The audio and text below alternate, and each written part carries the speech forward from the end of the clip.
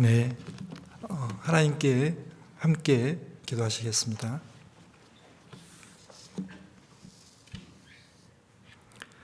은혜와 사랑이 많으신 하나님 아버지 감사합니다. 오늘 주일을 맞이해서 교회당에 와서 또 온라인으로 함께 모여 말씀과 또 교제를 하게 되었습니다. 하나님께서 저희들에게 베풀어 주신 은혜와 사랑을 일깨워 주시고 또 새 힘과 능력을 주셔서 하나님의 뜻대로 저희들 올바로 살아가길 원합니다. 하나님께서 더욱 도와주시옵소서. 특별히 저희들이 삶에서 감사하는 것은 저희를 위해서 십자가에 못 박혀 돌아가시고 저희들의 모든 죄 용서해 주시고 값없이 천국 가게 해주셨습니다. 헛된 데에 마음 빼앗겨서 또 이 세상 살아가는데 헛된 일에 분유하던 저희들 구원해 주시고 참된 소망을 허락하셔서 영원하고 신령한 것들을 위해서 살아갈 수 있도록 해주신 것 감사드립니다. 저희들의 삶이 이제는 헛된 삶이 아니고 가치 있고 의미 있는 삶을 살게 해주셔서 감사드리고 저희들을 통해서 작은아마 하나님의 역사가 이루어짐을 진심으로 감사드립니다. 저희들을 통해서 하나님의 역사 나타나고 있습니다. 하나님의 영광이 드러나고 주님의 몸된 교회가 세워지고 많은 잃어진 영혼들에게 하나님의 은혜의 복음이 전해지고 있습니다. 또한 그 일에 저희들 작은아마 귀하게 사용해 주셔서 감사드립니다. 저희들이 항상 이 일에 힘쓸 수 있도록 도와주시옵소서. 또한 저희들의 삶에 그 하나님의 은혜와 사랑에 부끄럽지 않아야 되지만 저희들 삶 중에 부끄러운 모습이 있음을 고백합니다. 죄도 불순종도 게으름도 교만도 있었음을 고백합니다. 하나님께서 도와주셔서 그 하나님 보시기 합당치 못한 것들에서 돌이켜서 하나님의 뜻을 올바로 깨닫고 하나님께서 정하신 걸음으로 힘차게 나아갈 수 있도록 도와주시옵소서. 또한 저희들 삶에서 필요한 것들이 많이 있습니다.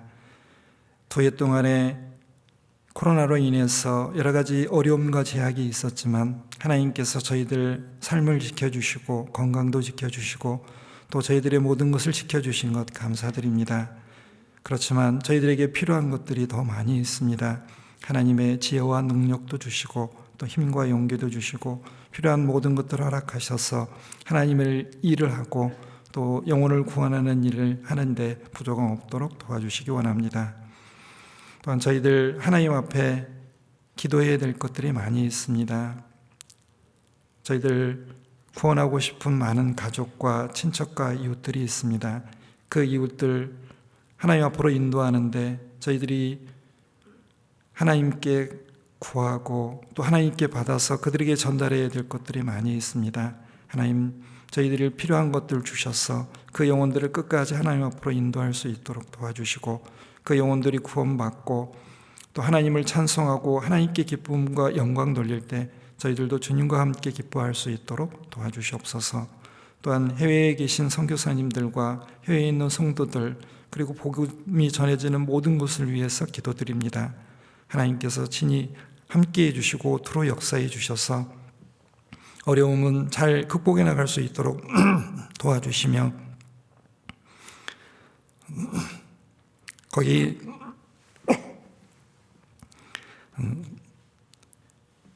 주님의 복음이 활발히 증거될 수 있도록 하나님께서 말씀 듣는 모든 영혼들 그리고 형제자매님들의 마음과 생각을 주장해 주시고 인도해 주시옵소서. 오늘 마땅히 이 자리에 함께해야 되지만 또 여러 가지 사정 때문에 함께하지 못한 형제자매님들이 있습니다. 어디에 있든지 기억해 주시고 있는 자리에서 하나님의 영광 가리우지 않도록 도와주시며 다음에는 꼭 이 자리에 함께해서 같이 은혜와 사랑 나눌 수 있도록 도와주시옵소서. 말씀의 시종을 오직 주 성령님께만 의지하오며 언제나 저희들 사랑해 주시는 예수님 이름으로 감사하며 기도드렸습니다. 아멘. 네, 히브리서 3장 14절 찾겠습니다.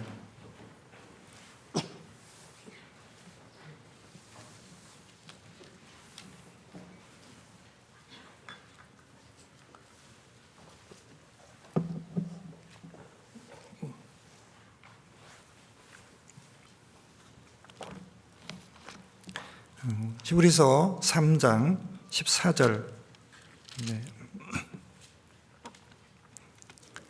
한 절만 제가 읽겠습니다. 히브리서 3장 14절 말씀.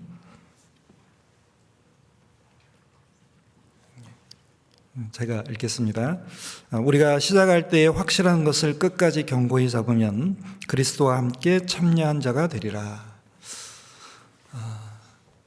오늘 히브리서 이 3장 14절 말씀을 통해서 우리들이 끝까지 잘 해야 될 것들에 대해서 좀 한번 생각을 해보겠습니다. 하나님께서 우리들을 구원해 주셨습니다. 하나님 자녀 삼아 주시고 또 저희들의 삶을 지켜주셨습니다. 그리고 우리가 죽은 다음에 천국 갈 소망도 가지고 살아갑니다. 그리고 천국 가는 게 너무 확실합니다.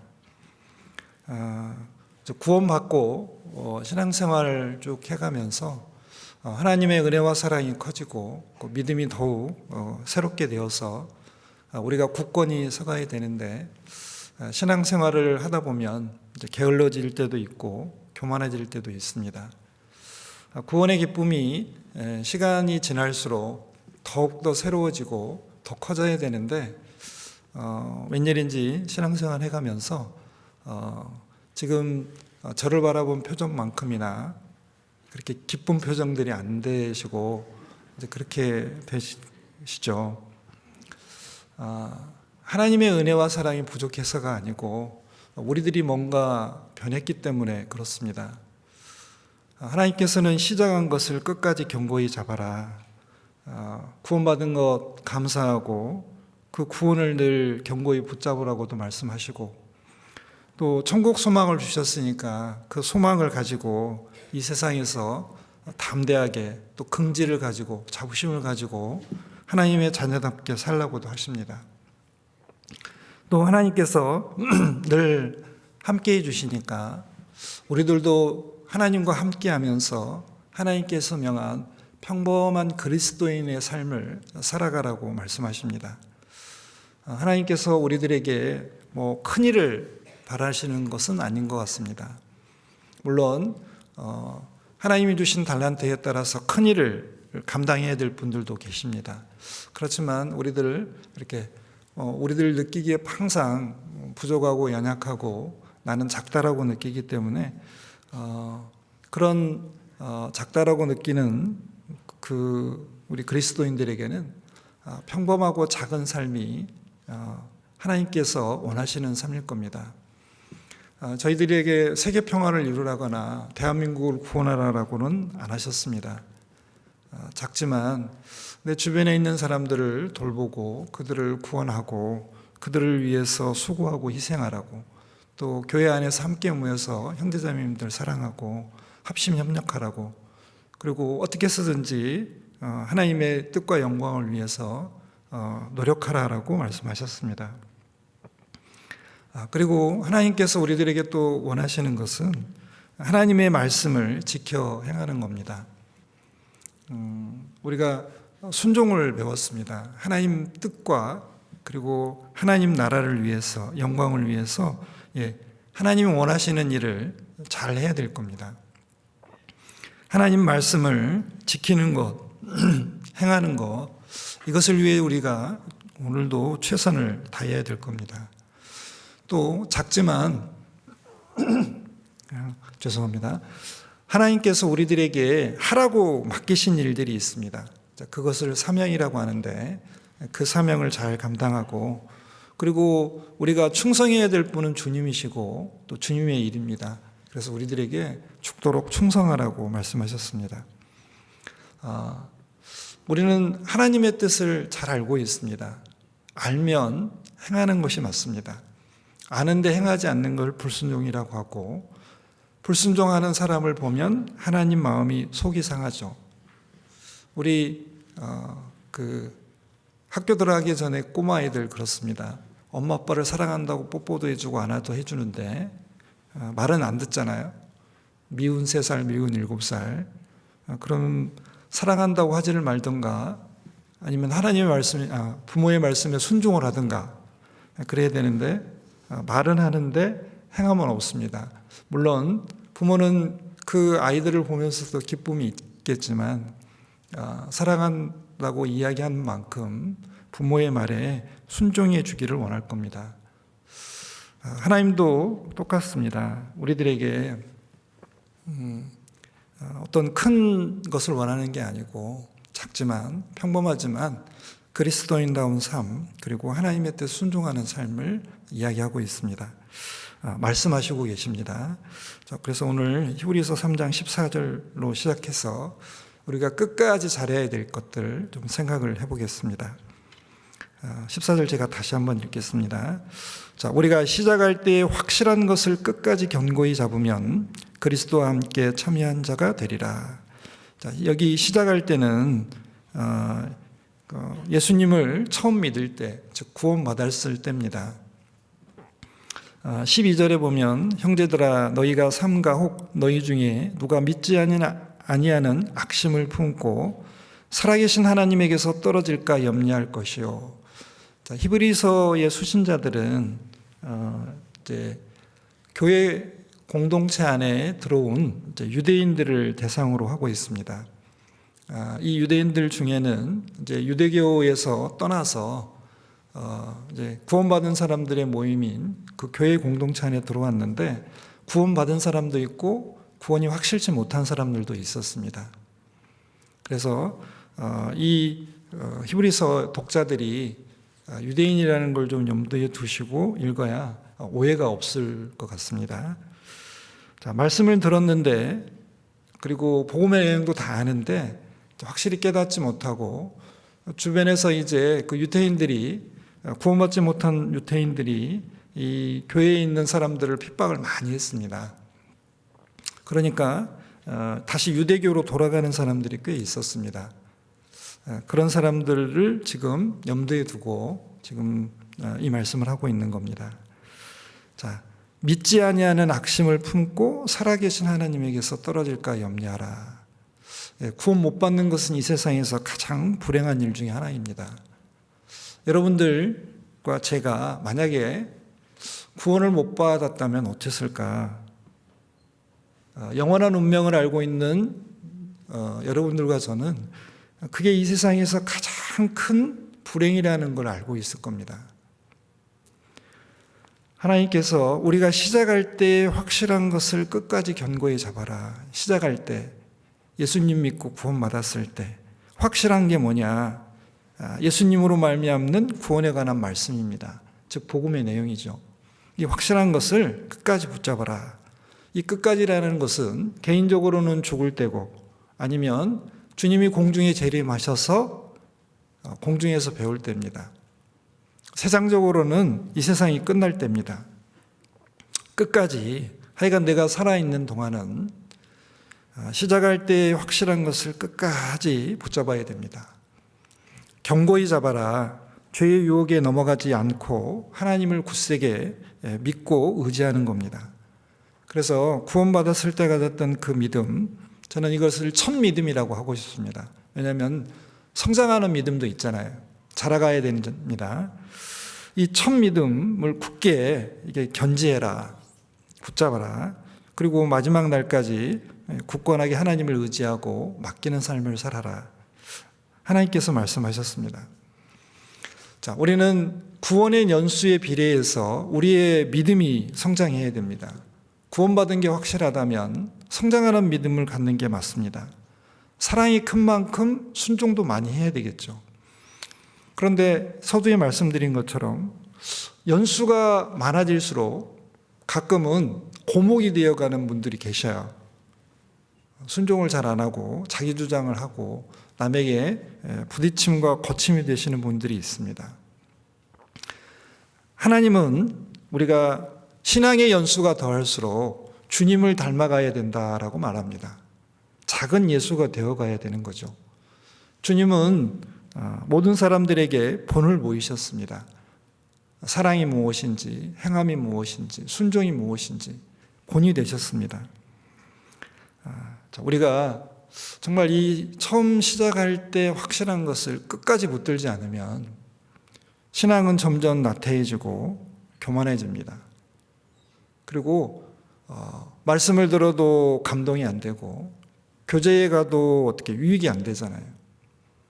그런데 하나님은 말씀을 듣거나 교제에 갔을 때 하나님은 은혜와 사랑이 풍성하신 분이니까 말씀 속에서 하고 싶은 이야기들을 다 하시고 말씀으로 우리들을 어떻게 위로하시고 또 힘을 주시고 그리고 어떻게 살아야 될지를 알게 해주시잖아요.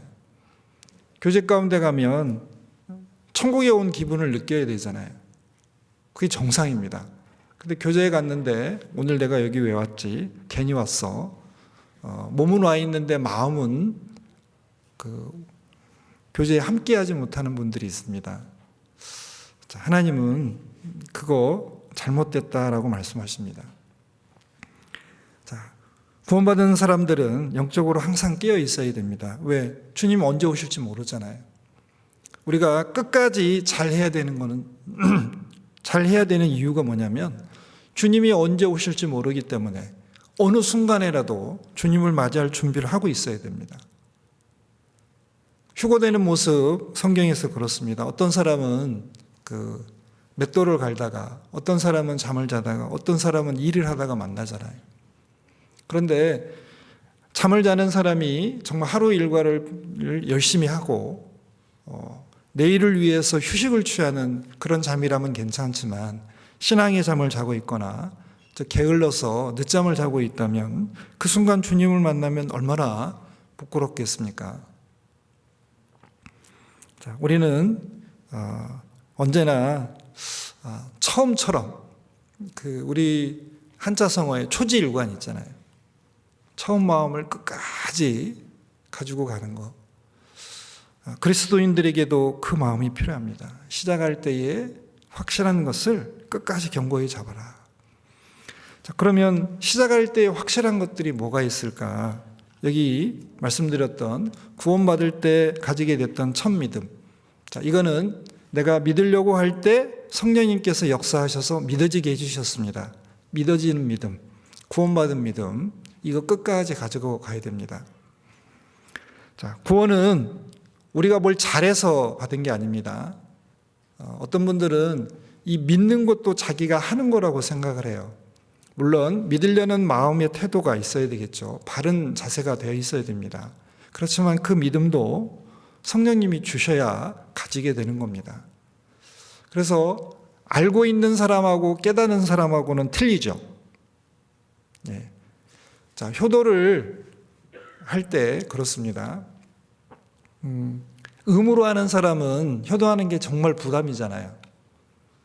그래서 전화 드리는 것도 이렇게 스케줄표에 입력을 해놓고 그때 되면 하기 싫은데 억지로 전화기를 들고 통화를 하는 분이 있습니다. 그런데 부모의 사랑을 깨달은 사람은 전화하지 말라 그래도 하고 싶잖아요.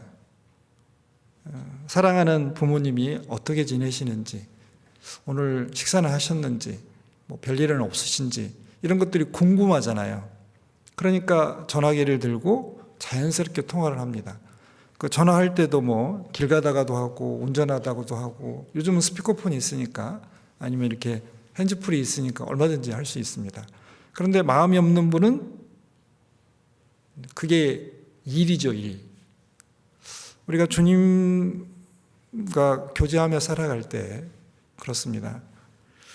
주님의 사랑을 깨달은 사람, 구원받은 사람은 기도하지 말라고 해도 기도합니다. 그리고 코로나로 2해 동안 교회당 오는 게 제약이 많아서 어떠셨어요? 처음에는 기쁘고 즐거우셨죠? 아, 이제 온라인으로 내가 그렇게 바라던, 그래, 우리가 말씀을 들을 거면 그냥 온라인으로 들으면 되지 뭐, 그래. 그래서 처음에는 좋으셨을 겁니다. 어떤 분이 그러셨어요. 간증을 그렇게 하신 겁니다. 그래서 3개월이 지나니까 뭔가 이게 아닌 것 같더래요. 한 6개월 지나고 1년 지나니까 답답하시죠. 왜냐하면 감동이 다르고 집중도가 달라요. 집에서 온라인으로 들으시면 말씀이 유익이 돼야 되는데 그냥 듣는 것밖에 안 됩니다. 물론 잘 하시는 분들도 계셔요. 와서 현장에 모이기를 힘쓰라는 하나님의 말씀에 함께 모여서 말씀을 들을 때 뭔가 우리 안에서 역사하시는 성령님께서 두루 역사하십니다. 마음을 바꿔주시고 믿음을 새롭게 해주시고 뜻을 어떻게 해요? 더 정하게 하시고 우리가 구원받았을 때 정말 구원받은 것 정말 감사해야 되잖아요.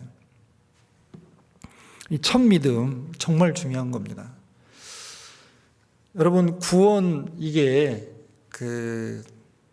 우리가 생각하는 것처럼 이제 무뎌지면은 구원받은 것이 족쇄처럼 느껴질 때가 있어요. 내가 마음대로 하고 살고 싶은데 구원을 받아가지고 이것도 못하고 저것도 못하고 그렇게 느껴질 때가 있습니다. 그거 크게 잘못된 겁니다. 왜냐하면 나의 구원을 위해서 하나님은 십자가에서 자신을 희생하셨어요. 내가 그렇게 평범하게 여기는 그 구원이 누군가의 목숨의 값으로 내가 살아났다는 겁니다. 지불된 대가가 엄청 큰데 그것을 항상 나에게 있다고 해서 그걸 이렇게 귀하게 여기지 못하는 것, 그걸 무뎌졌다고 합니다. 하나님은 우리 구원의 은혜를, 이 첫 믿음을 늘 일깨우고 감사하고 그리고 그 구원받은 것을 끝까지 붙잡기를 원하셔요. 구원은 정말 중요한 겁니다. 구원 안 받았으면 지옥 가잖아요. 죽음 너머에 소망이 없잖아요. 영원한 형벌이 기다리고 있습니다. 그런데 구원받은 것 그 하나만으로 내가 하나님의 자녀가 되고 천국도 상속받고 거기서 누릴 영광도 있고 영원한 안식과 기쁨이 준비되어 있습니다.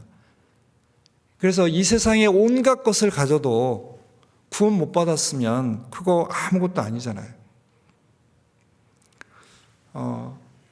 우리 전도 집회 때 그 1일차에 영 막 쓰고 앞에다 일 쓰시는 강사님들 있잖아요. 일 없으면 이 영 소용없는데 일이 있을 때 영이 의미가 있다고. 그게 예수님이라고 말씀하시잖아요. 맞습니다. 예수님으로 말미암는 구원이 그게 최고예요. 여러분 이 세상에서 아무리 고생을 해도 천국 가면 하나님 다 보상해 주시잖아요. 요한계시록에 보면은 이제 순교한 순교자들의 영혼이 하나님께 자신의 그 피 값을 갚아달라고 이야기합니다. 그런데 잠깐 참아라라고 얘기합니다. 그리고 네 동료들도 그렇게 될 거다라고 얘기합니다. 순교한다는 얘기잖아요. 그런데 그게 순교한 영혼들에게 위로가 될까? 어떻게 생각하세요? 그게 위로가 됩니다. 왜? 최후의 심판하신 하나님. 악인들은 다 심판해서 영원한 지옥에 보내고 의인들은 구원해서 영원한 천국으로 데려가시니까 그 하나님이 다 모든 걸 알고 지켜보시니까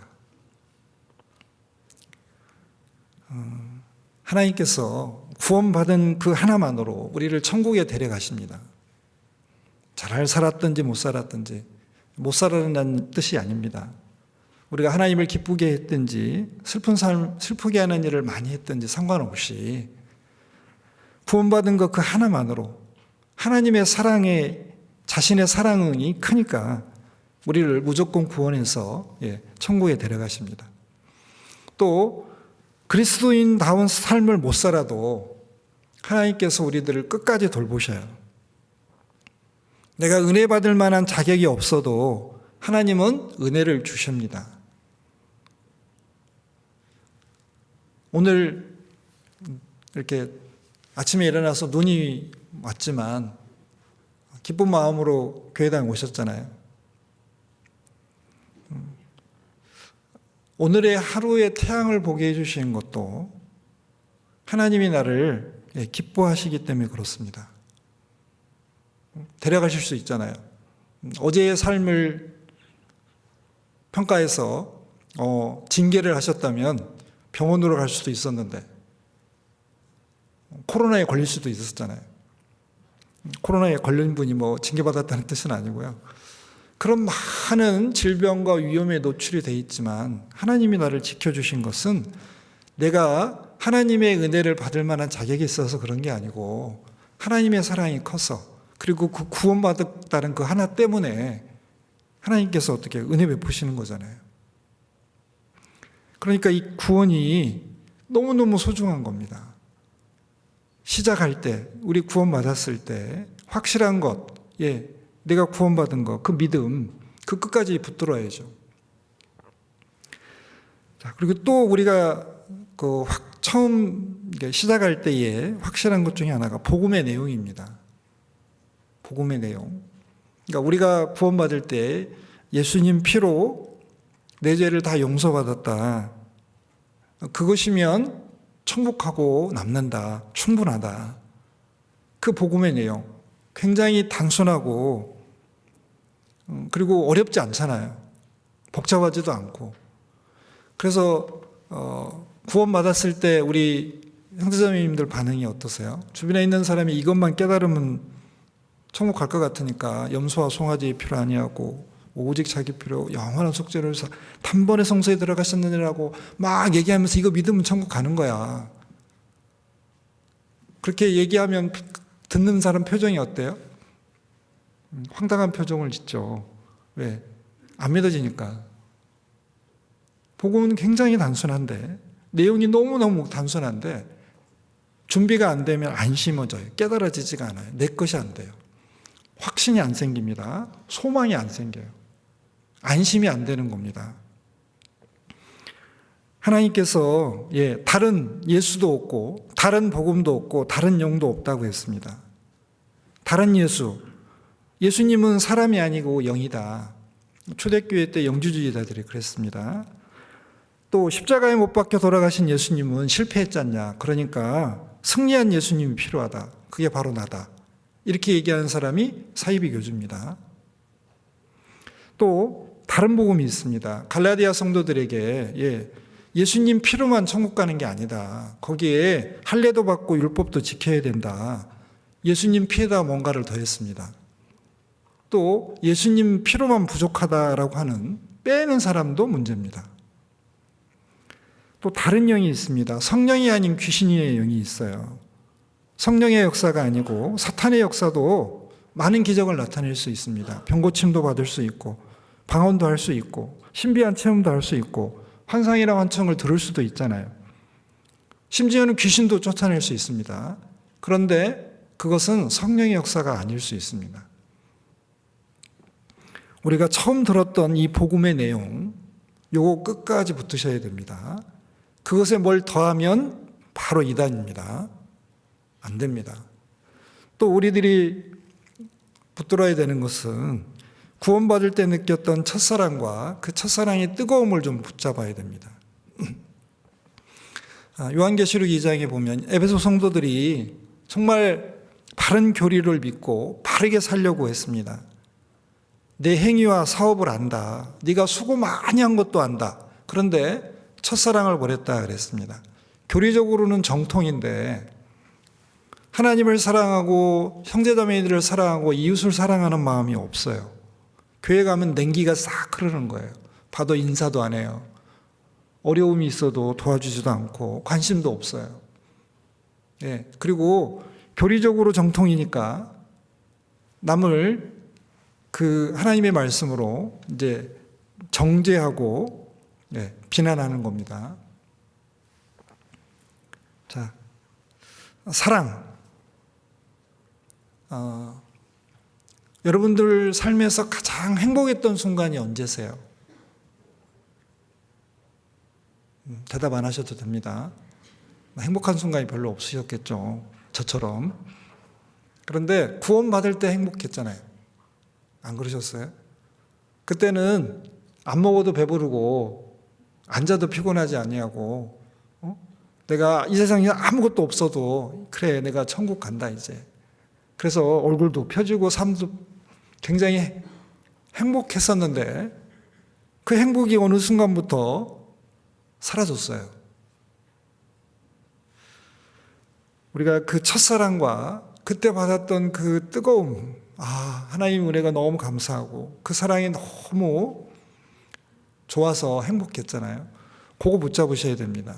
그래서 회개하라 그랬습니다. 첫사랑을 회복해라. 첫사랑이 있으면 모든 어려움이 그렇게 그냥 어렵지 않고 쉽게 넘어갈 수 있습니다. 네, 첫사랑과 그 뜨거움 우리가 가져야 됩니다. 또 처음 구원받았을 때 가졌던 각오와 결심 있잖아요. 내가 이제부터 주님을 위해 살겠습니다. 내 평생 이제 주님께 바치겠습니다. 살아도 주를 위해서, 죽어도 주를 위해서. 어떤 일이 있어도 주님 떠나지 않겠습니다 하는 그 각오와 결심. 그거 끝까지 붙들고 끝까지 잘 해야 됩니다. 하나님 그거 원하십니다. 또 우리 이제 신앙생활 하다 보면 처음 직분 받았을 때 두렵고 떨리는 마음이 있었잖아요. 나 같은 사람이 어떻게 그거 합니까? 막 이렇게 했었잖아요. 처음 직분 받았을 때 두렵고 떨리는 그 마음도 우리가 처음 시작할 때 확실한 것이니까 그게 확실한 겁니다. 그거 끝까지 견고히 붙잡아야 됩니다. 자, 고린도후서 4장 16절에 보면 이렇게 되어 있습니다. 한번 찾아보겠습니다. 고린도후서 4장 16절.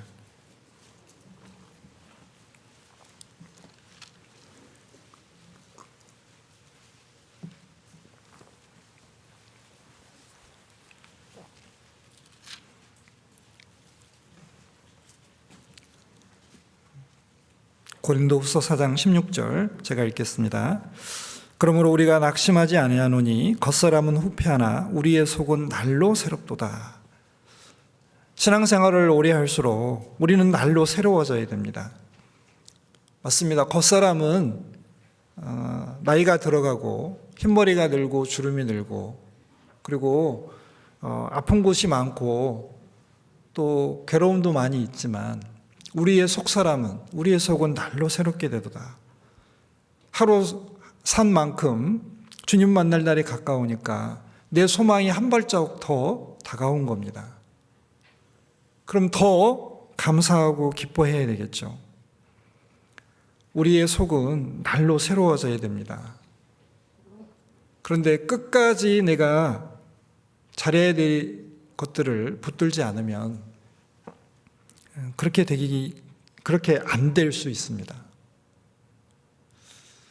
자, 하나님께서는 우리의 속 사람이 날로 새로워져야 된다. 어떻게 새로워지냐? 물론 하나님의 말씀과 사랑과 은혜로 그렇게 됩니다. 그런데 우리들이 처음 시작할 때에 확실한 것들을 붙잡음으로써 우리의 속이 날로 새로워집니다. 그리고 우리가 끝까지 잘해야 될 것, 이제 두 번째 보겠습니다. 천국 소망을 붙드는 겁니다. 히브리서 3장 6절입니다.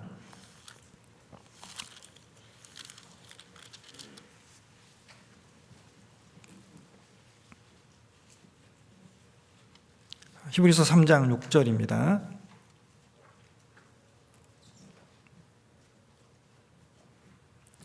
제가 읽겠습니다. 그리스도는 그의 집 맡은 아들로 충성하였으니 우리가 소망의 담대함과 자랑을 끝까지 견고히 잡으면 그의 집이라. 좀 어렵게 표현이 되어 있어서요. 제가 쉬운 말 성경을 좀 가져왔습니다. 읽어보겠습니다. 그러나 그리스도께서는 아들로서 하나님의 온 집안을 충실히 다스리신 분이십니다.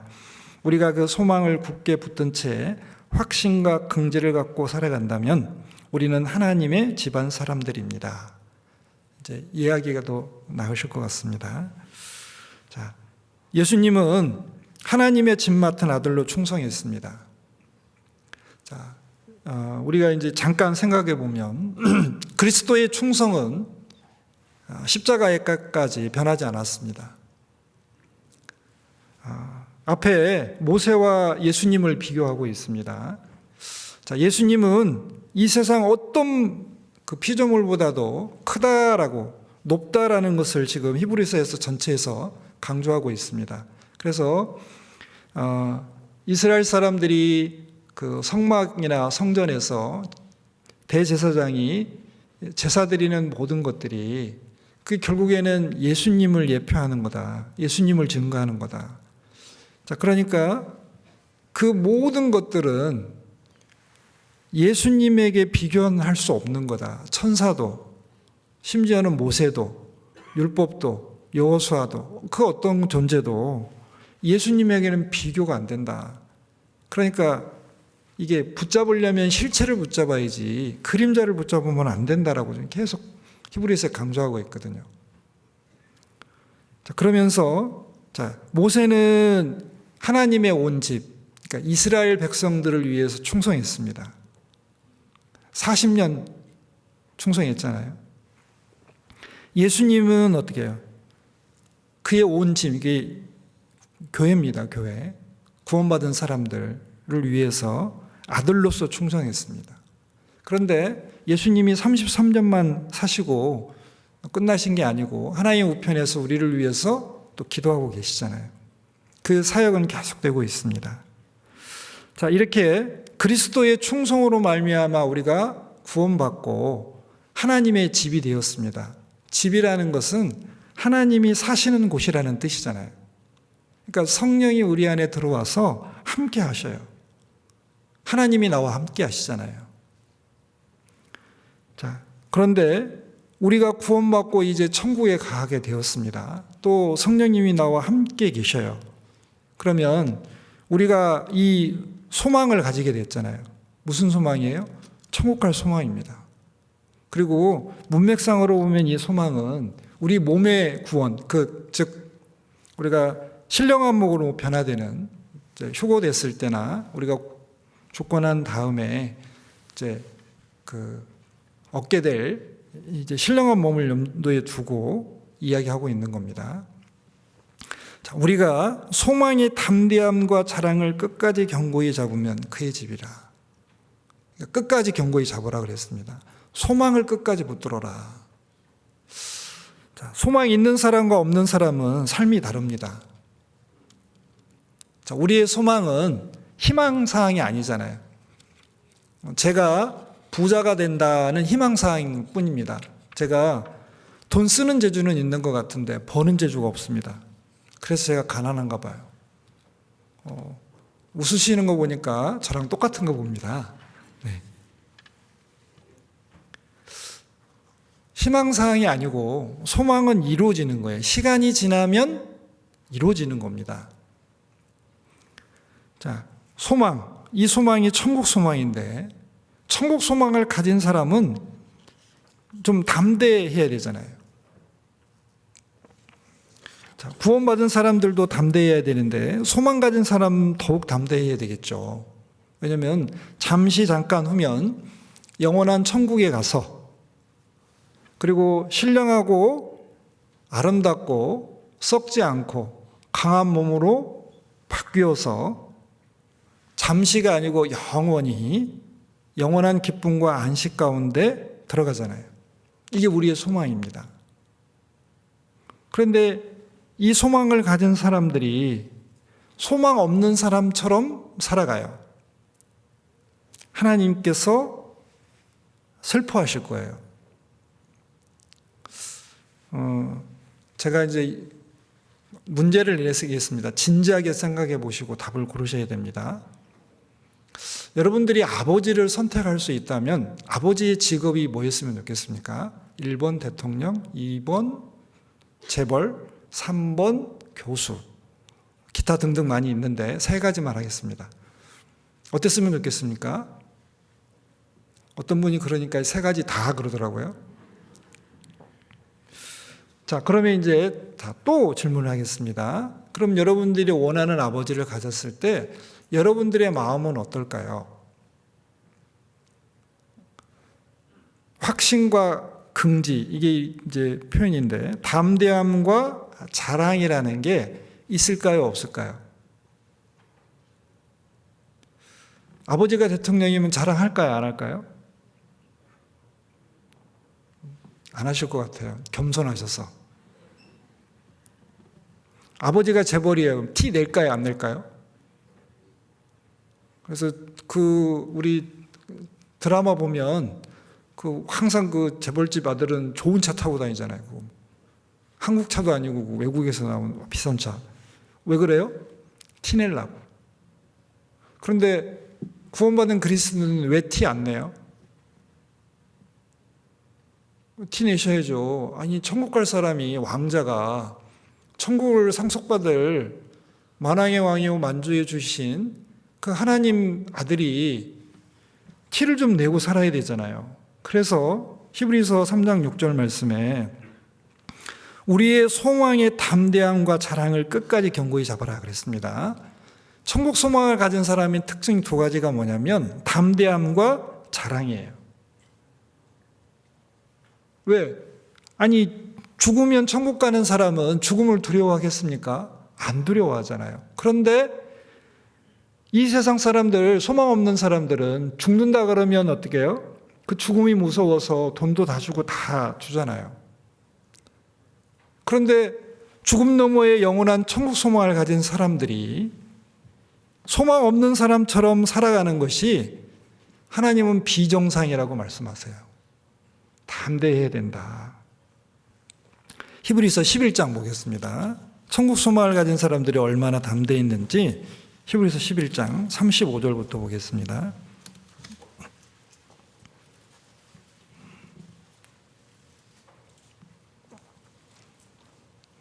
히브리서 11장 35절부터 읽겠습니다. 자, 여자들은 자기의 죽은 자를 부활로 받기도 하며 사렙다 과부와 수넴 여인은 아들이 죽었을 때 살리심을 받았습니다. 또 나인성 과부의 아들도 예수님이 살려주셨습니다. 또 어떤 이들은 더 좋은 부활을 얻고자 하여 악형을 받되 구차히 면하지 아니하였으며 기독교 역사 가운데 순교한 영혼들이 많이 있습니다. 6천만 명에서 7천만 명의 순교자들. 36절 또 어떤 이들은 희롱과 칙칙질 뿐 아니라 결박과 옥에 갇히는 시험도 받았으며 사도 바울 같은 경우입니다. 또 예수님의 12제자들도 그랬습니다. 돌로 치는 것, 스가랴와 에레미야가 그랬답니다. 톱으로 켜는 것, 전승에 하면 이사야 선지자가 그 톱으로 켜서 죽였다고 합니다. 시험과 칼에 죽이는 것, 선지자들이 그랬습니다. 시험과 칼에 죽는 것을 당하고 양과 염소의 가죽을 입고 유리하며 대부분의 선지자들, 특별히 엘리야, 엘리사, 세례 요한 등이 이렇게 살았습니다. 궁핍과 환난과 학대를 받았으니 이런 사람들은 세상이 감당치 못하도다. 천국 소망 가진 사람은 어떤 어려움이 와도 담대하게 맞이하니까 이 세상이 감당하지 못하는 거예요. 저희가 광야와 산중과 암열과 토굴에 유리하였느니라. 다윗도 그랬고 엘리야도 그랬고 세례 요한도 그랬습니다. 자, 그러면서 그들이 그런 삶을 살 때 후회하고 자책하고 내가 하나님의 일을 안 맡았으면 좋을 뻔했을 텐데, 내가 구원 안 받았으면 좋았을 텐데 라고 하지 않았습니다. 천국 소망을 가진 사람들은 핍박도 고난도 심지어는 죽음도 두려워하지 않았습니다. 왜? 죽어도 천국에 가니까요. 그 로마 시대 때 이렇게 황제 숭배를 했습니다. 근데 그 황제 숭배를 매일 해야 되는 건 아니고요. 1년에 딱 한 번 제물을 드리고 그 황제 그 우상에 절을 하면 증명서 같은 걸 발행해 줬대요. 그리고 로마 정부에서는 이 사람들이 어떤 신을 364일은 어떤 신을 섬겨도 같이 섬겨도 상관하지 않았다 그래요. 그런데 그리스도인들은 그걸 안 하는 거예요. 그냥 하루 가가지고 눈 딱 감고 재물 양이나 염소 가지고 가가지고 그냥 제사 드리고 절 한 번 하면 살 수 있었는데 황제의 반역자로 찍혀서 그 경기장에서 사자의 밥이 되고 화형장에 끌려가서 불에 타 죽고 그리고 기름에 튀겨 죽고 그 많은 정말 잔인한 그 죽음을 다 당했습니다. 뭐가 있었을까요? 그들에게 공통점이 천국 소망입니다. 죽음 너머에 영원한 나라가 있고 그 영원한 나라에서 나를 위해 십자가에 죽으신 예수님을 볼 수 있고 나를 사랑해 준 그분을 만난다는 상봉의 소망을 가지고 있었기 때문에 그들은 비겁하지 않았습니다. 담대했습니다. 우리가 시작할 때에 확실한 것을 끝까지 견고히 잡아야 된다. 두 번째가 천국 소망입니다. 천국 소망을 붙들 때 우리가 담대해져요. 또 천국 소망을 가진 사람들의 두 번째 특징은 자랑입니다. 다른 말로 바꾸면 긍지와 자부심이 있어요. 자, 여러분들과 저는 구원받은 그리스도인입니다. 왕자입니다. 천국을 가면 천사들이 나를 영접해 줍니다. 그런데 구원받은 그리스도인들이 구원받은 것을 부끄러워할 때가 있어요. 안 됩니다. 맞지 않아요. 아니, 왕자는 왕자답게 처신을 해야죠. 왕은 왕답게 품위를 지켜야죠. 그래서 그리스도인의 품위를 지키고 그리고 그리스도인답게 살아가는 것, 그게 하나님께서 원하시는 겁니다.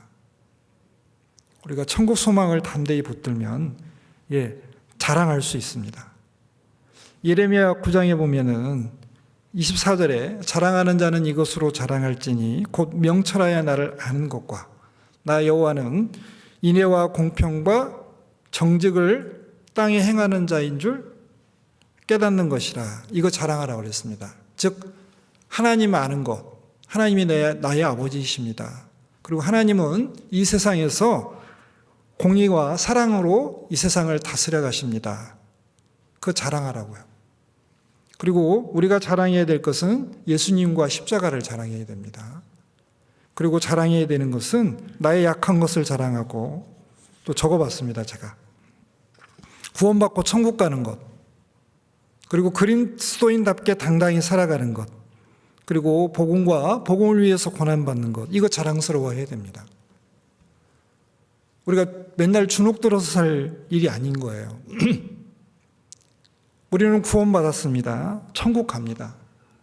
우리가 끝까지 잘해야 되는 게 뭐냐면, 천국 소망 가진 사람은 천국 소망 가진 사람답게 담대함과 긍지를 가지고 살아야죠. 그런데 우리 학생들 보면 다른 친구들 앞에서 식사기도 할 때도 좀 부끄러워할 때가 있잖아요. 그래서 그냥 분명히 기도를 이렇게 잘 해야 되는데 눈을 감았다 뜨는 것으로, 그리고 눈 뜨고 기도도 하고, 그렇죠. 제 간증입니다. 그런데 알고 보니까, 나이가 들어보니까요, 이게 그럴 일이 아니었어요. 하나님이 나의 아버지인 게 얼마나 자랑스러워요. 내가 하나님 만나지 못했다면, 알지 못했다면, 구원 못 받았다면 어쩔 뻔했어요. 이거는 두고두고 자랑하고 간증해야 됩니다. 그래서 주변 사람들에게 우리가 전도를 하는데 담대하지 못하고 긍지를 가지지 못하면 누가 우리를 보고 우리의 삶을 보고 구원받으려고 하겠어요. 항상 당당해야죠. 항상 그리스도인다워야죠. 그리고 자부심을 갖고 살아야죠. 자, 그리고 천국 소망을 가진 사람들, 또 히브리서 6장 한번 보겠습니다. 이제 두 가지가 더 있는데요. 요거는 잠깐만 살펴보겠습니다. 히브리서 6장 11절 12절입니다.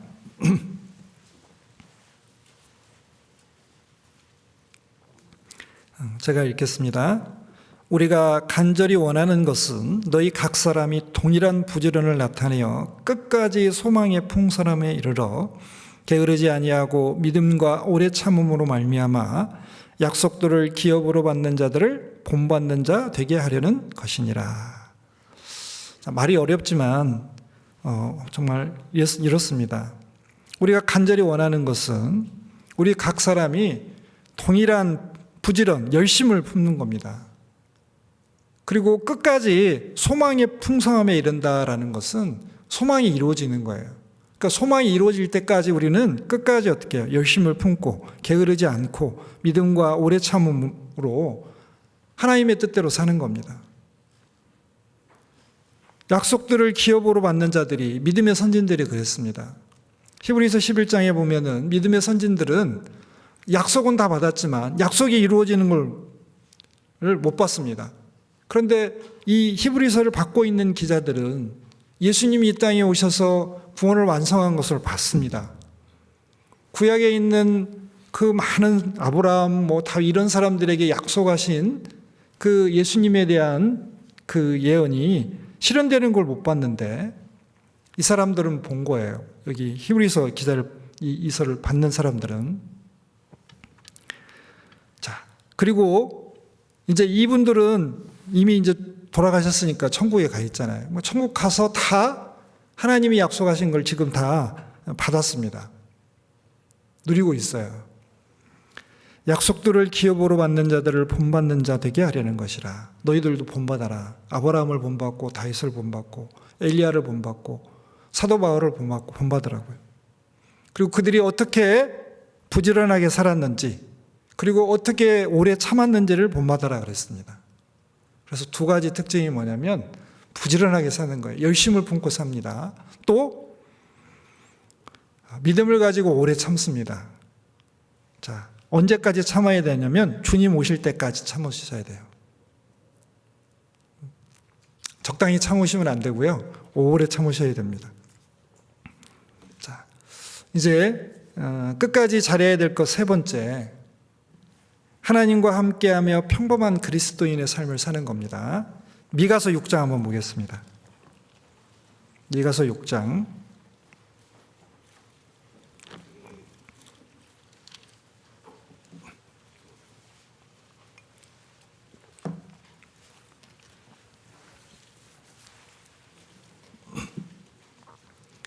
미가서는 구약 성경에 있고요. 1295쪽 정도에 있습니다.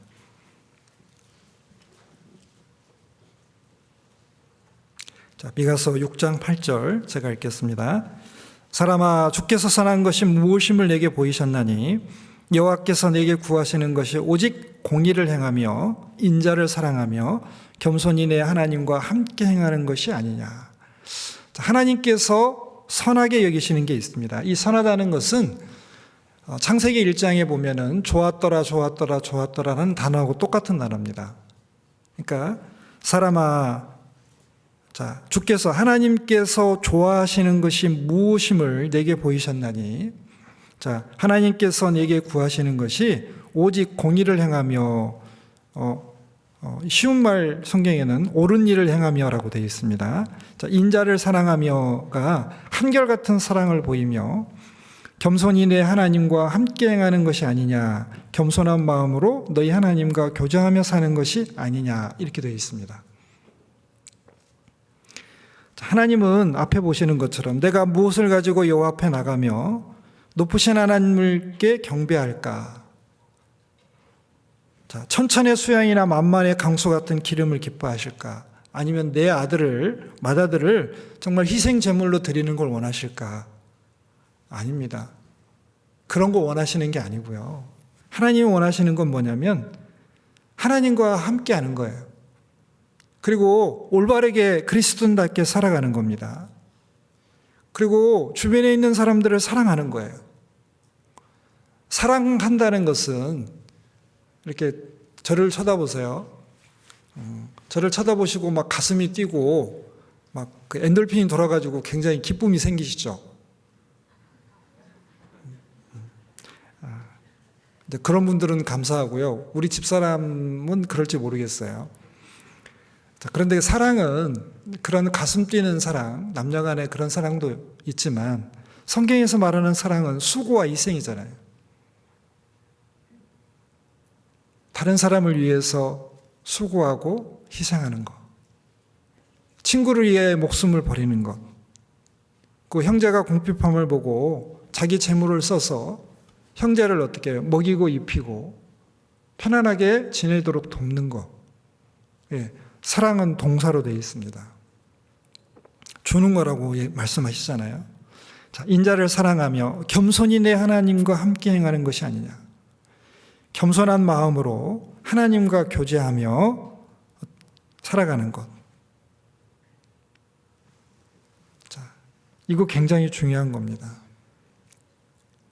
평범하지만 평범한 삶을 사는 것. 그런데 그게 하나님과 연결이 된다면 그 모든 삶이 하나님 거잖아요. 아침에 일어나서 기도 왜 하세요? 해야 되니까 하는 겁니까? 아니잖아요. 맨 먼저 만나는 분이 나를 구원하신 하나님이어야 되고, 기도를 하면서 하루의 모든 삶을 그분께 맡기잖아요. 하나님 것이 되게 해달라고.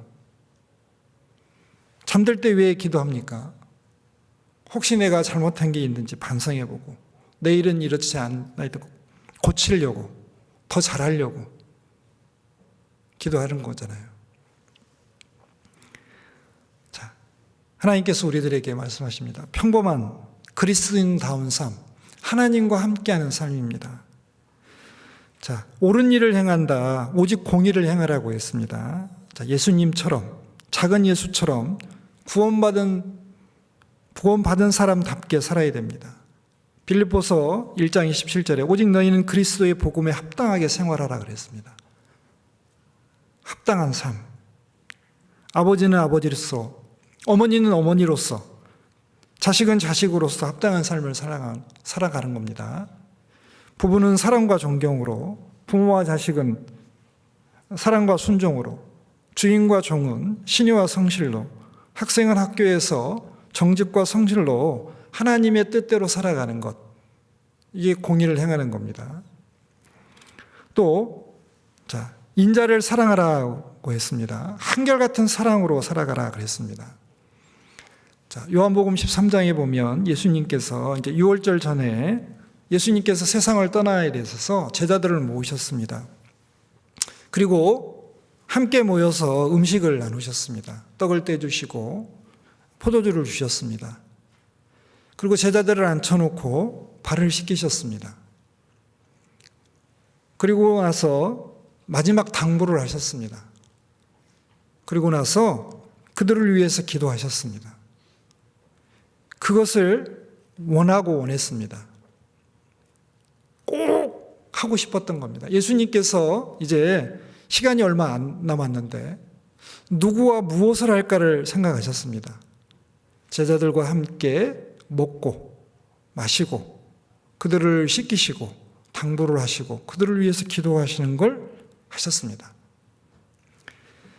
자, 이제 사랑을 표현할 때 거기에 보면 요한복음 13장 1절에 자기 사람들을 사랑하시되 끝까지 사랑하시니라 그랬습니다. 발을 씻겨주실 때, 음식을 나눠주실 때 가룟 유다를 안 뺐습니다. 팔 거 아셨지만 끝까지 사랑하셨습니다. 가룟 유다에게도 음식을 주셨고 그리고 발도 씻겨주셨습니다.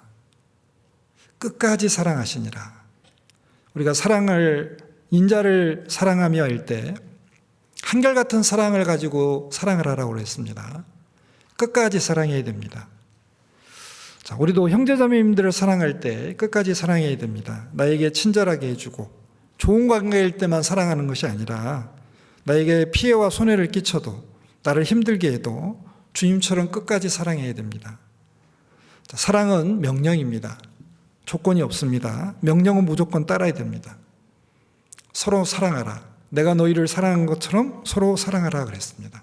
그래서 로마서 15장에 보면 우리 강한 자가 마땅히 연약한 자의 약점을 담당하라 그랬습니다. 그리고 자기를 기쁘게 하지 아니할 것이라. 우리 각 사람이 자, 이웃을 기쁘게 하고 선을 이루고 덕을 세울지니라 라고 말씀하셨습니다. 자, 하나님의 공평과 사람의 공평이 달라요. 일을 할 때 예를 들겠습니다. 10사람이 있으면 사람의 공평은 하나씩 일을 나눠서 하는 겁니다. 10가지 일이 있으면 하나씩 일을 나눠서 하는 게 사람이 말하는 공평입니다. 그런데 하나님의 공평은 그렇지 않습니다. 달란트를 받은 대로 일을 해야 됩니다. 5달란트 받은 사람은 5달란트에 합당한 일을 해야 되고 2달란트 받은 사람은 2달란트의 일. 예를 들면 0.5의 달란트를 받은 사람은 0.5의 일을 하면 됩니다. 그게 하나님의 공평이에요. 자, 우리가 하나님의 공평을 생각해 볼 때 교회 안에서 수고와 희생을 더 많이 했다고 해서 자랑할 게 없는 게 하나님이 주신 달란트대로 하나님의 은혜에 힘입어서 하나님을 위해서 내가 수고와 희생했습니다. 그러니까 많은 일을 담당했다고 자랑할 일이 아닙니다. 그리고 그렇게 하는 것이 연약한 자의 일을 담당한 거기 때문에 하나님이 말씀하실 때는 그게 정상이라고 얘기합니다. 우리가 더 많이 수고하고 희생할 마음만 있으면, 더 사랑할 마음만 있으면 우리의 교제는 제2의 천국이 될 겁니다. 굳이 우리가 천국에 가서 영생을 누리는 것도 필요하지만 굳이 그렇지 않다 할지라도 우리 교회의 우리 형제자매님들의 삶 자체가 이 땅에서의 천국을 이룰 겁니다. 자, 그리고 우리가 미가서 6장 8절에 겸손히 내 하나님과 함께 행하는 것이 아니냐 그랬습니다. 겸손하게 하나님과 교제하며 사는 것이 아니냐라고 말씀하셨습니다. 자, 그런데 마태복음 28장 20절에 보면 볼지어다 내가 세상 끝날까지 너희와 항상 함께 있으리라 하시니라. 그러니까 주님께서 우리들과 함께 하십니다. 그럼 우리들도 주님과 함께 해야 되겠죠. 도망가지 않고 주님과 동행하는 겁니다. 함께 행하는 겁니다. 자, 동행을 하려면 먼저 구원받아야 됩니다. 구원 못 받은 사람하고는 안 되잖아요. 그러니까 하나님이 사람과 동행하시려면 사람 쪽에서 구원이 먼저입니다. 두 번째는 하나님은 높으신 분이고 나는 피조물이니까 하나님을 경외해야 됩니다. 그래서 시편 25편에 여호와를 경외하는 자 누구뇨? 그 택할 길을 저희에게 가르치시로다.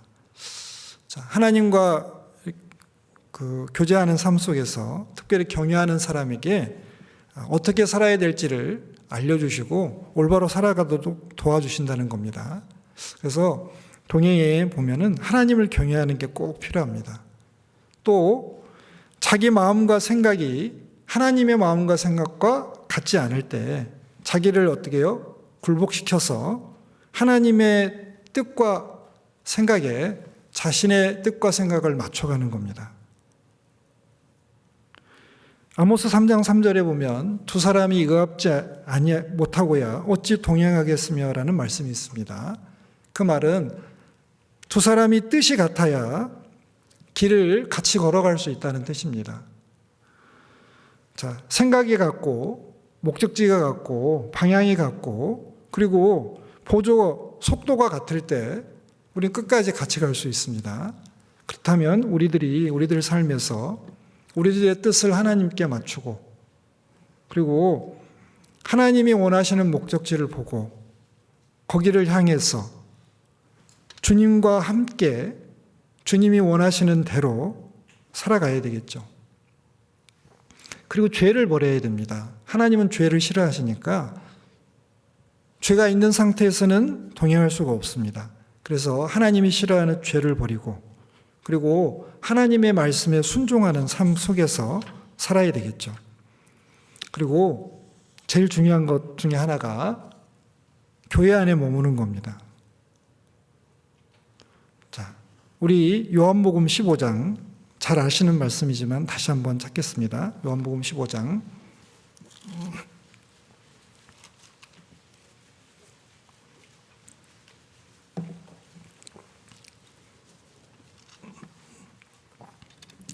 4절입니다. 요한복음 15장 4절 제가 읽겠습니다. 내 안에 거하라 나도 너희 안에 거하리라. 가지가 포도나무에 붙어 있지 아니하면 절로 가시를 맺을 수 없음같이 너희도 내 안에 있지 아니하면 그러하리라. 내 안에 거하라라고 했습니다. 같이 길을 걸어가는 것뿐만 아니라 아예 하나님 안에 그냥 살아라라고 얘기했습니다. 자, 내 안에 거하면 나도 너희 안에 거하리라. 그러면서 가지가 포도나무에 붙어 있는 이야기를 합니다. 붙어 있으면 절로 과실을 맺을 거다. 근데 떨어져 있으면 과실을 못 맺는다. 끝까지 우리가 잘해야 될 것 중에 하나가 붙어 있는 겁니다. 어디에 붙어야 되냐? 하나님께 붙어야 되는데 하나님의 몸이 어디냐면 교회잖아요. 교회에 붙어 있는 겁니다. 그래서 내 안에 거하라. 이거 붙어 있는 거 잘 하셔야 됩니다. 단 이제 이런 게 있습니다. 몸만 교회 오시면 안 돼요.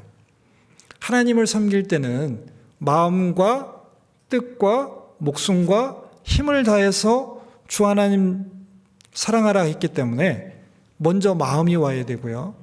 뜻이 정해져야 되고 그리고 최선을 다해서 어떻게 해요? 주님을 사랑해야 됩니다. 자, 교회 안에 말씀과 교제라는 게 있습니다.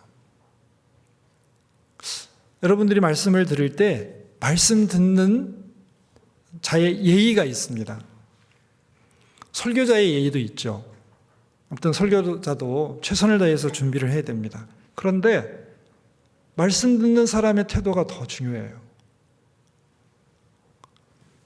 제가 어떤 글에 보니까 설교는 우리의 생사를 가른답니다. 우리가 전도 집회 듣는 것도 설교잖아요. 말씀을 듣고 살아났습니다. 그러면 설교에 대한 태도가 내 축복과 저주를 결정하는 거잖아요. 하나님이 많은 걸 주시려고 하는데 태도가 잘못되어 있으면 주실 수가 없잖아요. 뭘 넣어줄 수가 없잖아요. 그런데 바른 마음과 바른 태도로 하나님께 마음을 열고 정말 이 설교 말씀, 교회 안에서 전해지는 하나님의 말씀을 하나님의 뜻으로 받는 사람에게 하나님은 많은 걸 공급하실 겁니다. 자, 설교 듣는 거 이거 굉장히 중요합니다. 교제에 참석하는 거 엄청 중요합니다. 우리가 어디서 위로를 얻고 새롭게 어떻게 해요? 새롭게 하심을 받을 수 있습니까? 교제 안에는 주님이 두루 행하신다고 했습니다. 생명과 은혜가 있는 곳이 어디냐면 교제잖아요. 거기에 붙어 있어야 됩니다. 그러니까 우리가 온라인으로 하지만 온라인으로도 얼굴을 보고 삶을 듣고 삶을 나눌 수 있잖아요. 그런데 아무튼 얼굴을 보고 교제하는 게 훨씬 더 좋죠. 그래서 어쨌거나 우리가 아무튼 허락되는 대로 아무튼 방역수칙을 지키면서 자주 만나야 되고 서로 안부를 물어야 되고 서로 위로해야 되고 서로 격려해야 됩니다. 그게 붙어 있는 거잖아요. 붙어 있다고는 하는데 마음은 딴 데가 있고 생각은 다른 데가 있고 전혀 믿음으로 화합지 않는 상태라면 아무런 은혜와 사랑을 공급받을 수가 없잖아요. 네, 하나님께서 붙어 있어라. 교회 안에 거하는 겁니다. 자, 이게 평범한 그리스도인의 삶입니다. 또 이제 네 번째는 하나님의 말씀을 지켜 행하는 겁니다. 이제 앞에서 언급된 건데 좀 따로 떼어서 좀 자세히 한번 좀 살펴보려고 합니다. 시편 119편 한번 보겠습니다.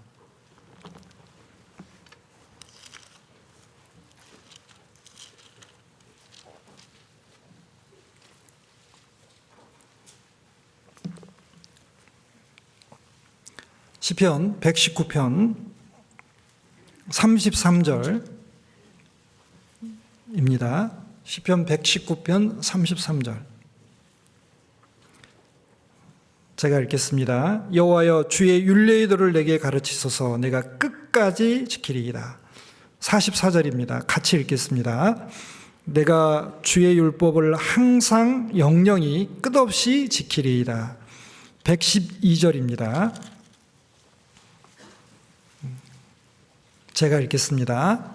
내가 주의 율례를 길이 끝까지 행하려고 내 마음을 기울였나이다. 이 시편 119편은 말씀에 관해서 이런 긴 시를 썼습니다.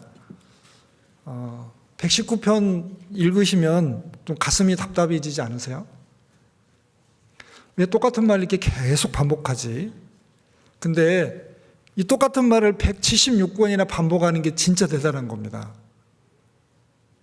그런데 이 시편의 기자는 왜 이렇게 말씀을 똑같은 일을 계속 반복하냐면 지켜 행하려고, 뜻을 알고 지키려고.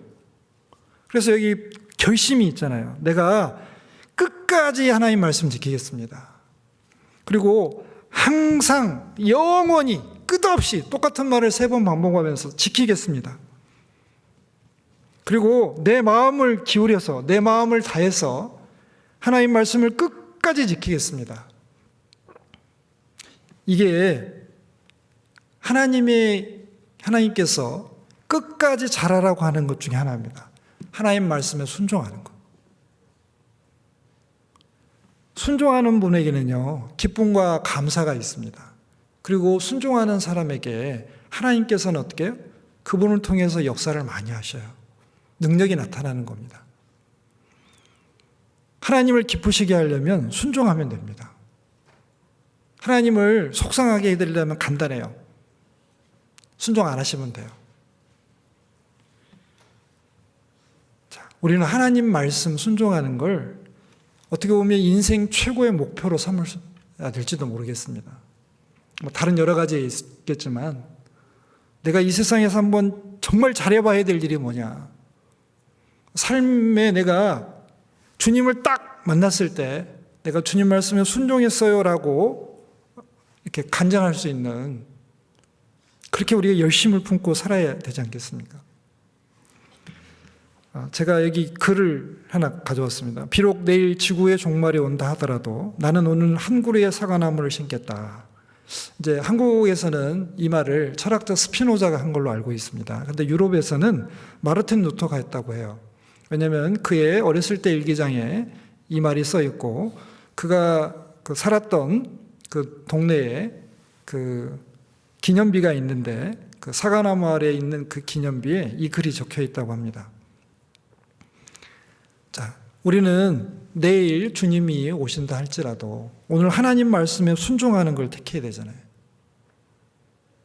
하나님 말씀을 끝까지 최선을 다해서 하고 가야 되잖아요. 여러분들, 제가 질문 하나 하겠습니다. 질문 또. 제가 질문하면 이제 대답 안 하신다는 거, 안 하셔도 된다는 거 아시겠죠? 그러니까 부담 없이 들으시면 됩니다.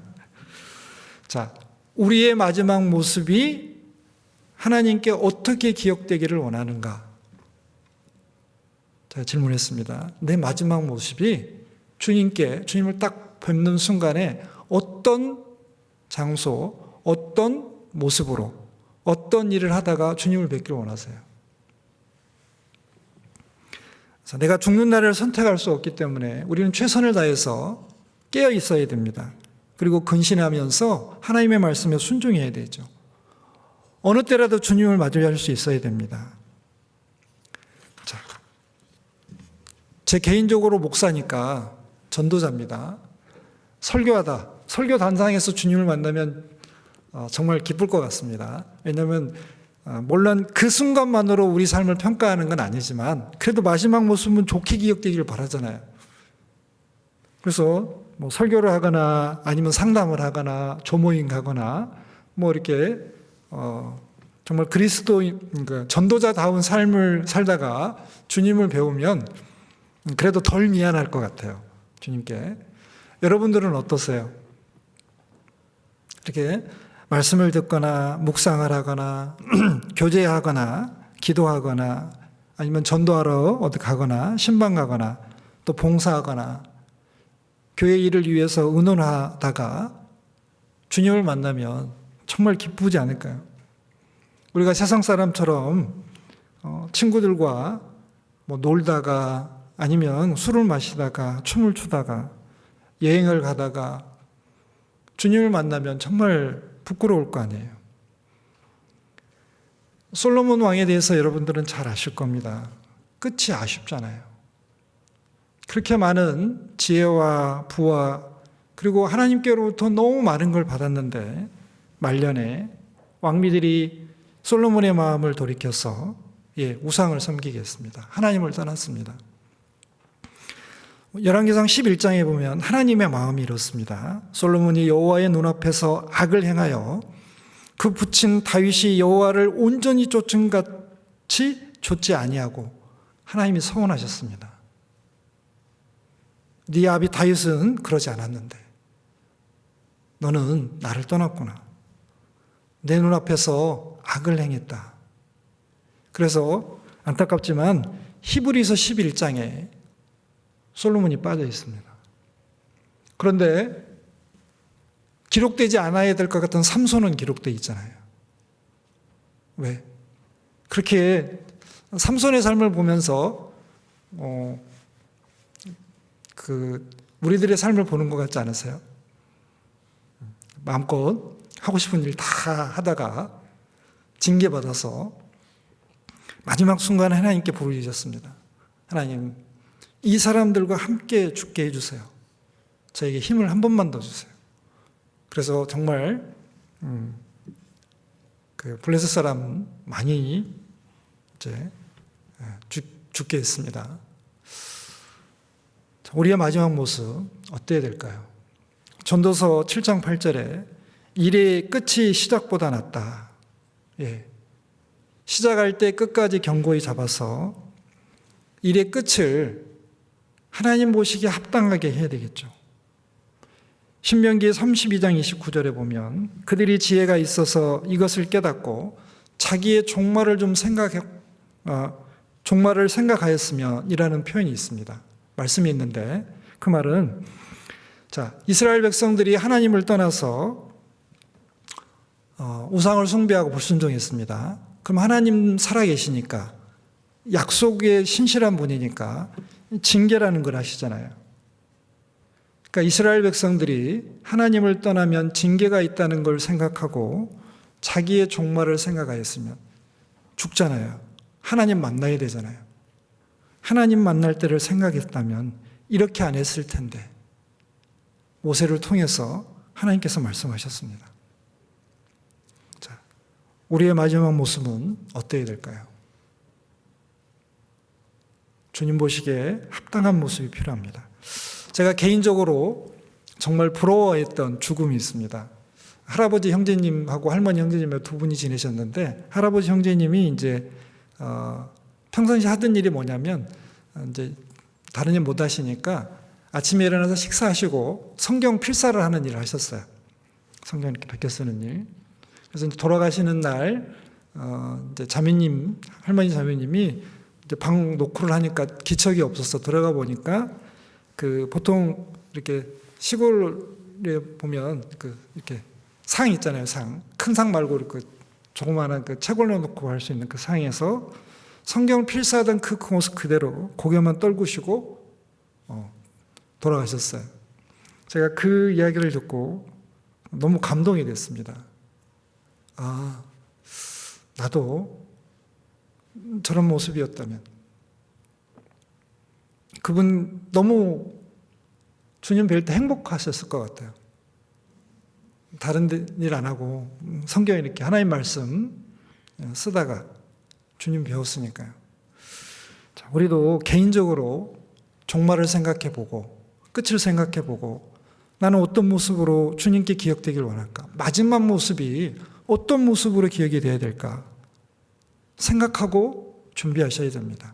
그런데 언제 주님 만날지 모르니까 우리는 항상 오늘 이 순간이 마지막 순간이라고 생각하셨고 끝까지 잘해야 됩니다. 기회가 있다라고 생각하면 여유가 생기고 게을러지잖아요. 나중에 하면 되지. 미룹니다. 그런데 지금 이 순간, 오늘 밤이라고 생각하시면 그 긴박감이 있어야 되잖아요. 신앙은 긴장감이 필요합니다. 마귀는 늘 멀었다. 우리에게 자꾸 그 이상한 주사를 놔요. 세월이라는 주사를 놔서 우리의 신앙의 게으름과 연약함을 어떻게 잊도록 만들어요. 마취와 비슷하거든요. 분명히 통증이 있는데 마취나 어떻게 해요? 그 진통제 맞으면 그게 안 아픈 게 아니고 잠시 이렇게 사라지는 거잖아요. 우리 마귀에게 속으면 안 됩니다. 코로나를 보면서 우리는 더 신앙이 깨어 있어야 됩니다. 게을러져 있는 게 아니고요. 진짜로 가깝다라고 생각하시고 정말 우리가 깨어나야 되잖아요. 자, 이제 마지막으로 주님께서 주신 일을 끝까지 감당하고 주님께 충성하는 겁니다. 요한계시록 2장 한번 보겠습니다.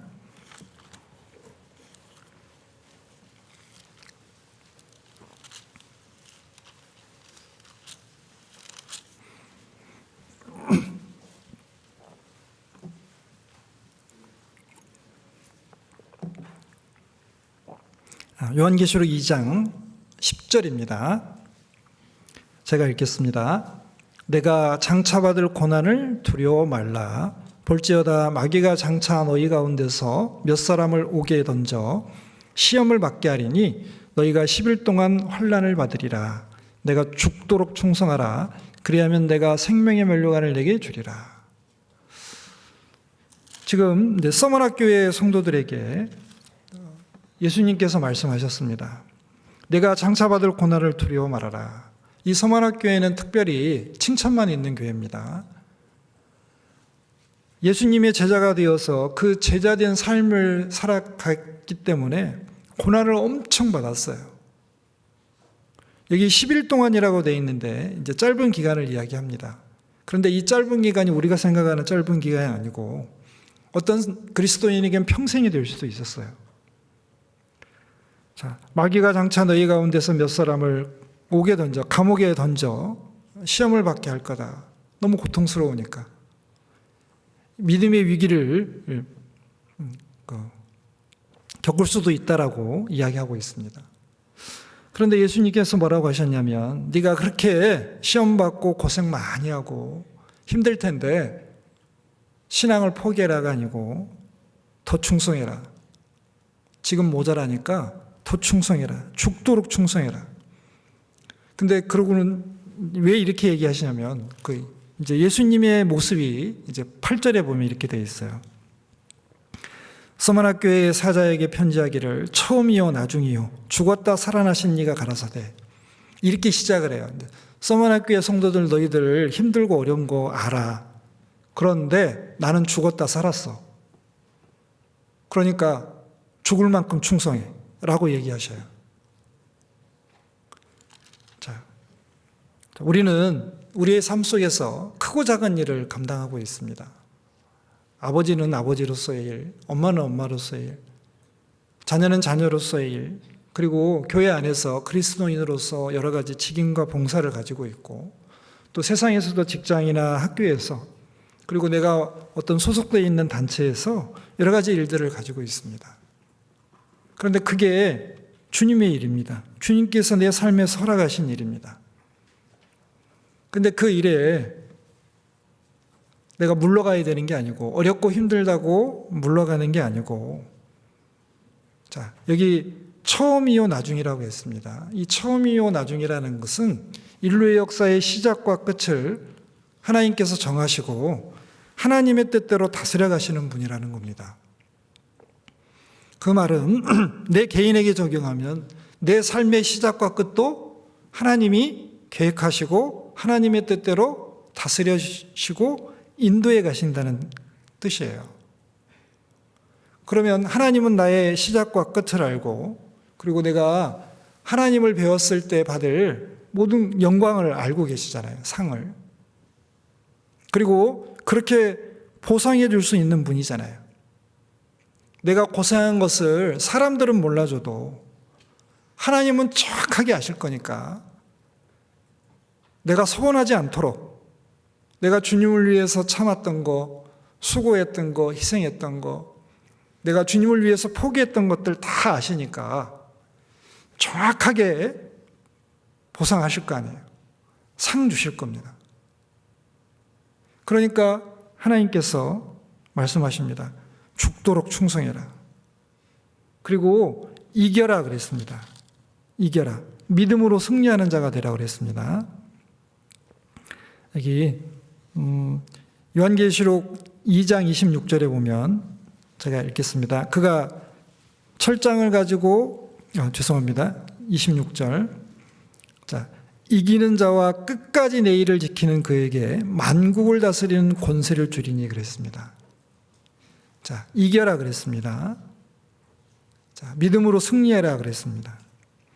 세상과 사탄의 핍박과 유혹에 넘어가지 않고 믿음으로 고난과 시험을 이기고 믿음으로 천국 영광을 바라보며 힘차게 살아가는 그리스도인이 되라고 말씀하십니다. 자, 우리는 주님께 충성해야 됩니다. 그리고 하나님께서는 우리 신앙생활할 때 적당히 하라고 하시지 않으셨습니다. 적당히 하라고. 자, 표현을 볼까요? 하나님은 우리들이 최선을 다하시는 것을 기뻐하십니다. 자, 믿을 때는 어떻게 믿냐면 그 말하는 것이 이룰 줄 믿고 마음에 조금도 의심하지 아니하면 그대로 되리라 그랬습니다. 모든 것을 믿어라 그랬습니다.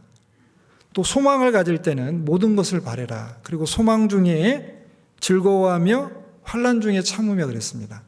소망을 갖는다면 모든 것을 바라고 기대하고 그리고 즐거워해라 그랬습니다. 사랑할 때는 마음을 다하고 목숨을 다하고 뜻을 다하고 힘을 다하여 주 너의 하나님을 사랑하고 내 이웃을 내 몸과 같이 사랑하라. 그러니까 적당히 살아가는 게 아니고요. 할 수 있는 한 최선을 다해서 사랑하라고요. 하나님을 섬길 때는 성실과 진정으로 섬겨라 그랬습니다. 그리고 다른 것도 섬기는 게 아니고 뭘 겸하여 섬기는 게 아니고 하나님만 섬기라고 했어요. 하나님께서 우리들의 삶에서 최선을 다하기 원하십니다. 순종할 때는요, 예수님이 그러셨습니다. 예수님이 먼저 죽기까지 복종하셨잖아요.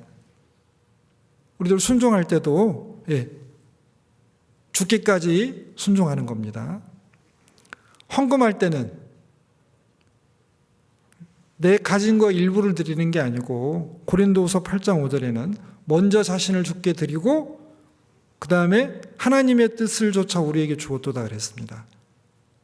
그러니까 진정한 헌금은 나를부터 드리는 겁니다. 그러니까 하나님이 원하시는 헌금은 나와 나의 모든 것입니다. 그리고 수고와 희생할 때는 바울 사도처럼 고린도 성도들을 위해서 재물을 쓸 뿐만 아니라 내 자신까지 허비하리니 그랬습니다. 그러니까 내 자신을 갈아 넣어서 고린도 성도를 이제 섬겼다는 뜻이죠. 자, 이런 거 보면 그 이외에도 많습니다. 이제 시간이 없어서 이제 그만 해야 될 것 같습니다. 자, 이런 거 보면은 하나님은 우리들이 어떤 순간까지만 그리고 이제까지 잘했으니까 그래 앞으로는 편하게 지내 이게 아닙니다. 하나님은 항상 현재를 중요하게 여기십니다. 내가 과거에 잘 사는 것도 과거일 뿐입니다. 내가 과거에 못 살은 것도 지나갔을 뿐입니다. 내가 어떻게 할 수 없잖아요.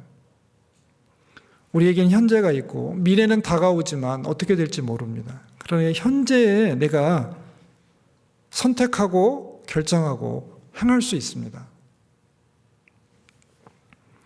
자, 오늘 끝까지 잘해야 될 것 5가지 제가 말씀드렸습니다. 다 기억 못 하실지라도 이제 제가 한번 정리하겠습니다. 자, 첫 번째는 구원받은 것을 소중하게 생각하고 그 구원을 끝까지 붙잡아야 됩니다. 두 번째는 천국 소망을 가지고 그 천국 소망을 끝까지 붙잡아야 됩니다. 그리고 그것에 연관해서 담대하고 그리고 자랑스러운 삶, 그리고 부지런하고 오래 참는 삶을 말씀하셨습니다. 또 세 번째는 하나님과 함께하면서 평범한 그리스도인의 삶을 사는 겁니다. 하나님과 동행하는 삶, 작지만 그리고 평범하지만 그 일에 최선을 다하는 겁니다. 그 삶에 최선을 다하는 겁니다. 네 번째는 하나님의 말씀을 끝까지 지켜 행하는 겁니다. 그리고 마지막으로는 하나님께서 주신 사명을 끝까지 감당하고 그 일과 주님께 죽도록 충성하는 겁니다.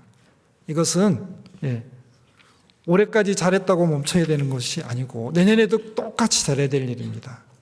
그리고 혹시 올해를 반성하실 때 이 5가지를 가지고 좀 반성을 해보시고 또 이것을 어떻게 잘할지를 새롭게 계획해 보시는 것도 좋을 것 같습니다. 기도하고 마치겠습니다. 하나님 감사합니다. 하나님께서 저희들을 구원해 주시고 하나님 자녀 삼아 주셨습니다. 또한 이 땅에서 하나님의 뜻과 영광을 위해서 저희들과 함께하고 계십니다. 그리고 오늘의 하루의 삶을 허락하신 것은 저희들을 통해서 하나님께서 기대하시는 바가 있는 줄 알고 있습니다. 저희들이 항상 하나님의 뜻과 그리고 하나님의 마음을 헤아려서 그 뜻에 순종하는 삶을 살게 하시고 그리고 하나님께서 원하시는 일을 함으로써 하나님을 기쁘시게 할 수 있도록 도와주시기 원합니다. 그리고 하나님께서 십자가에 못 박혀서 죽기까지 사랑하신 우리 주변의 가족과 친척과 이웃들 중 아직 구원받지 못한 사람들이 있습니다. 그들을 끝까지 하나님 앞으로 인도할 수 있도록 저희들에게 지혜와 능력도 주시고 주님의 넓은 마음 그리고 사랑과 온유와 겸손까지 허락해 주시길 부탁드립니다. 그래서 그들을 하나님 앞으로 인도해서 또 하나님의 나라를 확장하고 더욱더 하나님을 기쁘시게 할 수 있도록 도와주시옵소서.